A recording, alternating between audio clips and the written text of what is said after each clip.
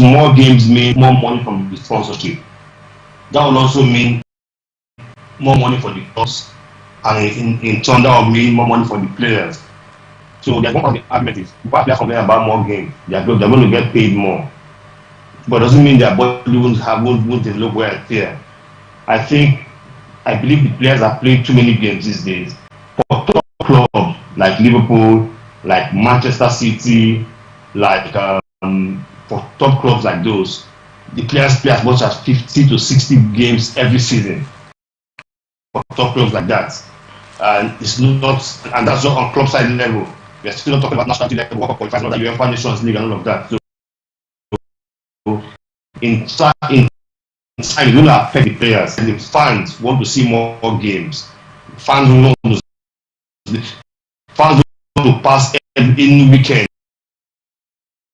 without games. They don't want to pass any midweek without games. So it's neither here nor there. UEFA wants more money because they need more money. The clubs get more money. The players get more money. The fans get more football, but the players suffer because their bodies are taking too much than they can handle. Well, it's China 144 matches. That's exactly what he's played so far, and we expect to see 16 more games to be played in the round of 16. And if you ask me, it is really a lot of money, a lot of burden on the players. But again, like you mentioned, his team to all of these match venues, like I mentioned to you, 144 matches played already, and another 16 to be played in the round of 16 before we actually go into the quarterfinal, semi-final, and the final.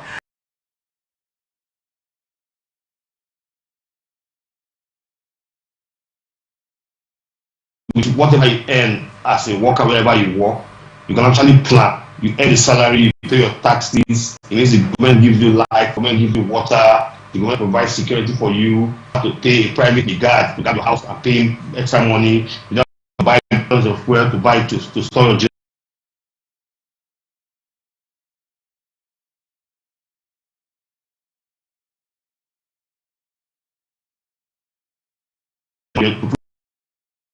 your generator. You don't do all that. You have to get a pump to pump your own water. So people can say then something is easy for them.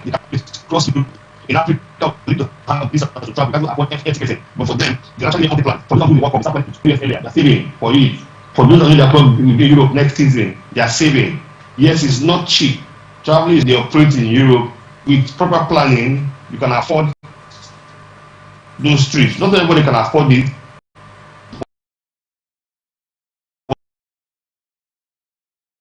Teams there. I start with you, Mike, on this one. Looking at the first 8 teams, yes, they are seeded 1 to 8, and they are seen as maybe the top teams in Europe.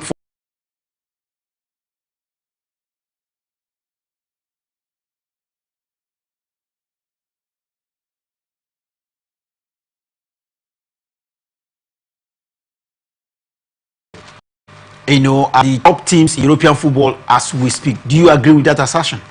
Well, of course, yes, I mean by the seeding and how they were able to pull through, because it takes first 8 teams to qualify automatically for the round of 16. So invariably, it means that from 9 to 24, you are not a big team. I mean, you don't have such weight, and that's why you'll be playing the playoff. So, in other words, more like looking at it like they are second-class team, to qualify.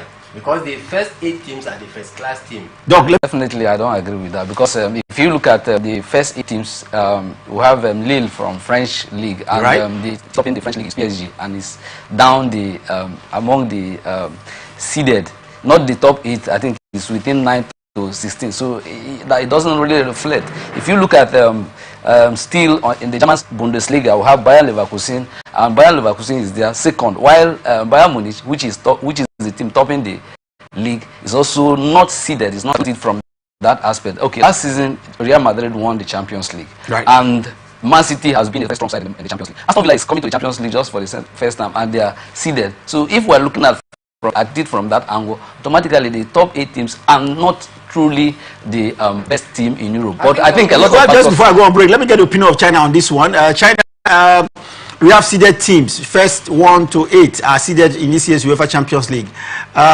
Looking at, do you think pedigree should not matter in this instance? Because like you're not seeded because someone like I think they qualified. So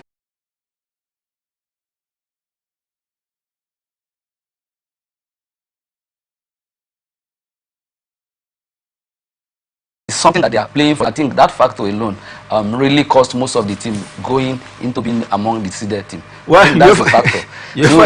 But from next season, I believe by next season, most of the traditional teams must have understood what really goes on in this phase of the Champions League. Well, we'll have to take a break now. When we talk for a break, we look at more interesting aspects of the UEFA Champions.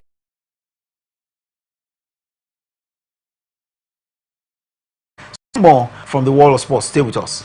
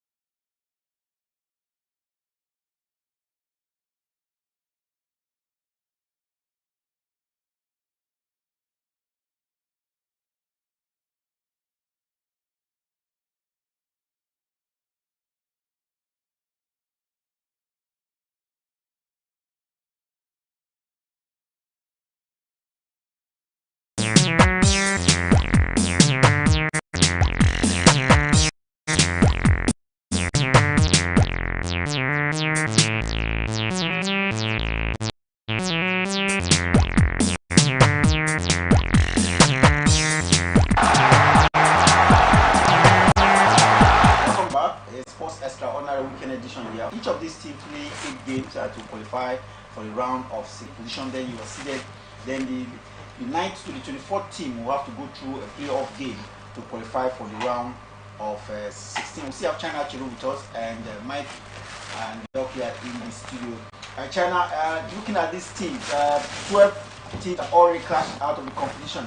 Is there any notable side team that have dropped that you think should not have dropped from the competition? I think those that dropped really should have dropped. Really should have dropped. And I'd be surprised if clubs like Manchester City, clubs like Real Madrid, clubs like Bayern Munich, AC Milan, Juventus, I would have been shocked and maybe worried if they dropped. Because these are teams that you always want to see in the last 16 to keep up, should I say, with the strength of the competition. But for those that dropped, and that will be those that finished between 25th and 36th in the massive group. Most of these clubs they deserve to have dropped. Well, looking at the clubs, looking at clubs that dropped, most of them are from, let's say, European countries like Slovenia, relatively unknown teams. Do you think yes, they have benefited from their journey? Have a chance to in Liverpool, Bayern Munich visit their stadium. Probably they win a group of 4 teams that has 2 big clubs or 1 big club and 2.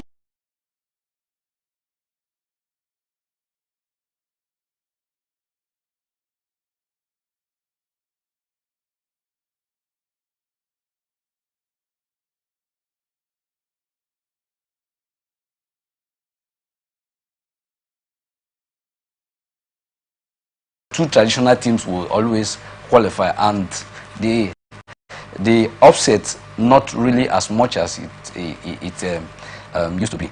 China, are you there? China? Okay, let's look at the teams, the pairing now. If we know that the first 8 are seeded, like I mentioned, so they are not part of the qualification for the automatic. The playoff game. But let's look at the playoff pairings now. Well, you mentioned yesterday we saw what they call the silver and the blue part to the round of 16, and for you to play at home, you need to qualify at a certain position to play at home first, and then you have the return leg fixture, coming your way, and so it looks like the team that play away now have the advantage. They are the better placed team from their ranking, from the matches that were played earlier on. Let's look at the silver, part to qualification now. The first game there, we have Club Brugge against Atlanta. Atlanta, of course, you know them, champions of the European Cup last year, where our own player is very prominent there. They are up against Club Brugge. Club Brugge seem to were on the verge of causing an upset on the last day of the competition. Which of these teams do you think can qualify for the round of 16? Atlanta versus Club Brugge versus Atlanta? On the form we see today, I'll go for Atalanta. On the form we see today, but I can tell with football, stranger things have happened. But on today's form, I'll go for Atalanta. Okay, Mike, let's look at the other team that is there as well. What do you make of this very crucial tie? Well, just before we look at that tie, let me just, because of network, maybe in case we just miss out on China, are you still there? I'm still here, sir. Oh, okay, let's look at one big fixture of this game, the match between Manchester City and Real Madrid. Pep Guardiola, regarded as one of the very best coaches in Europe, up against the master of European football, Carlo Ancelotti. For clubs who are still in the Champions League, for fans of those clubs, they will bring that Manchester City will not work for them and not Madrid. Because for some time now, no matter how bad the Madrid starts, once getting to the knockout stage, they end up winning the Champions League. They are on 15 right now, and who knows if they go on 16. The last time they were knocked out early was by Manchester City, not really early, but by Manchester City. And City went on to win the Champions League that year. So hopefully, for those clubs who have fans, they want Madrid to be knocked out, but that's the biggest fixture of this round. The biggest fixture of this round is happening because both teams do not do well in the group stage. Whoever takes the day, good for him. But like I tell you, one big team will be going home at after the playoff stage. Okay, I'll still stay with you because of network issues. Pep Guardiola up against Carlo Ancelotti, no doubt about it. But let's look at the players on the pitch. That's on the sideline. Kylian Mbappe up against Erling Haaland, two notable strikers, by world standards. Two of them have double-digit goals in European football, 47 and I think 51 for Kylian Mbappe as well. How many times do you think goalkeepers from both sides will pick balls from the net? Yeah, the thing about strikers, especially Haaland, if you want to stop Haaland from scoring, it may not be about just marking him. It may be about cutting the supply from the likes of Kevin De Bruyne, from the likes of Foden, from the likes of Bernardo Silva. It's about cutting the supply. A player like Mbappe, he's a different kind of player, deals different from Haaland. But listen, these are two of the best goal poachers in the world today. If you give them an inch of space, they might punish you. And when we watch games that have these players playing, we want to see goals from between Mbappe and Haaland. Which of them will be on the score sheet? Will both of them be on the score sheet? I tell you, it's difficult to call at this stage still. But for fans of the game and neutrals, we would like to see both of them on the score sheet in 2 legs when the games are played. Thank you, China. And let me just take on Doug here. Juventus, one big name in European football, no doubt. They are up against PSV as well. A team that has some degree of some pedigree as well in European football. PSV from be away to Juventus. Yes, I think Juventus has not really been doing very well, even from the matches they've played so far in the Champions League. It's going to be a very tricky one, and the way PSV has played, even up to the last match, there may be an upset if Juventus doesn't put their house in order, because judging from some of the matches they've thus played, even both at the Serie A and the Champions League, so I may likely give it to PSV. Brest versus Paris Saint-Germain, Mike. What do you make of this fixture? 2 of them play, in the French league. Yes, I think it will be a straight win for Saint-Germain, a roller coaster ride for them, because you take a look at their pedigrees and experience in the Champions League. I think Paris Saint-Germain have garnered much experience in the UEFA Champions League more than Brest. Even in the French League I think PSG always had a better when they meet out there in the league. So I think that one will be a very simple one for Paris